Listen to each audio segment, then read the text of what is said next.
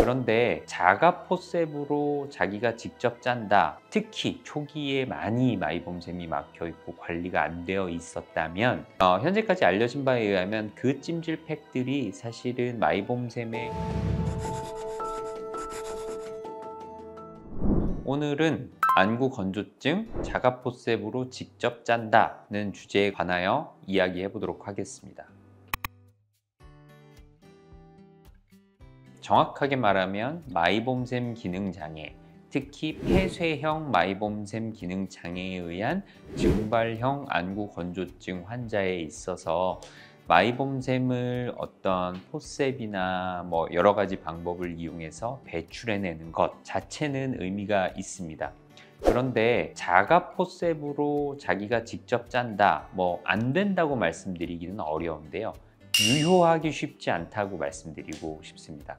이 마이봄샘 기능장애 짜내고 이런 것들 굉장히 오랜 세월 강연 다니고 해왔으면서 수기 압출법을 시행해 봤을 때 이런 포셉을 이용해서 눈꺼풀을 정확하게 집어서 유효하게 그 부분을 짜내고 압출해내기란 생각보다 여건 어렵지 않습니다. 거기다가 마이봄샘에서 나오는 기름, 이런 굳어있는 것들이 나올 때 생각보다 굉장히 작게 내지는 굉장히 얇게 나오기 때문에 육안으로 그것을 확인하기는 굉장히 어렵습니다. 여러 시중에 나온 의사들한테도 판매되고 있는 포셉들이 대부분 생각보다 유효하지 않아서 그거보다는 제가 손과 그다음에 면봉 등을 이용해서 짜내게 되는데 그게 훨씬 더 정확하게 한 땀 한 땀 훨씬 더 잘 짜지게 됩니다. 또 한 가지, 우리가 쉽게 여드름 같은 것들을 우리가 치료한다고 상상을 한번 해보시면 우리가 꼭 압출 전에 해야 되는 것들은 열 처리 등을 이용을 해서 모공을 어느 정도 확장을 시켜주고 내지는 기름을 어느 정도 녹여준 상태에서 압출을 해야 압출이 유효하게 되는 것처럼 그냥 집에서 자가 포셉으로 짜는 것만으로는 생각보다 유효한 효과를 얻기는 어렵습니다. 그것들을 보지 않고 어떻게 블라인드한 상태에서 그런 시술을 한다는 것은 유효하기 어렵고 일부 리스크를 가지고 있다, 위험성을 가지고 있다고 말씀드리고 싶습니다.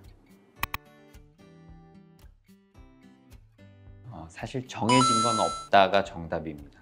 왜냐하면 상황에 따라 다르기 때문에 초기에 굉장히 많이 막혀 있고 안 좋을 때는 리피플로우라든가 IPL을 이용한 압출법 등을 시행을 한 다음에 폐쇄된 마이봄선이 어느 정도 우리가 이제 개방이 된 이후에는 관리 차원에서는 한 달에 한 번 할 수도 있고 두 달에 한 번, 석 달에 한 번 할 수도 있습니다.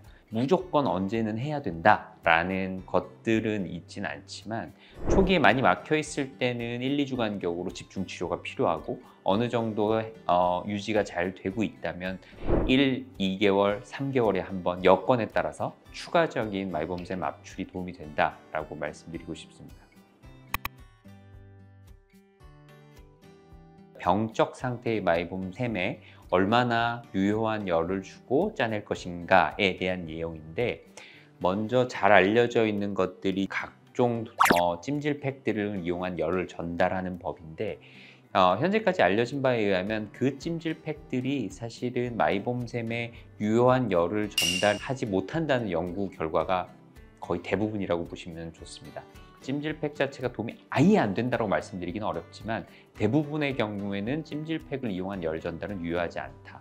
그렇다면 그 두 번째 남아있는 열을 전달하는 방법은 현재까지는 IPL, 리피플로우 같은 우리 치료 장비들입니다. 그 두 가지가 현재는 굳어있는 마이봄샘에 적절한 열을 전달할 수 있는 치료 도구들로 돼 있고, 특히 초기에 많이 마이봄샘이 막혀 있고 관리가 안 되어 있었다면 이거는 병원을 내원해서 이런 IPL이나 리피플로우 같은 치료를 한 후에 그 다음에 유지 관리할 때는 다른 치료들이 좀 더 도움이 될 수 있다라고 말씀드리고 싶습니다.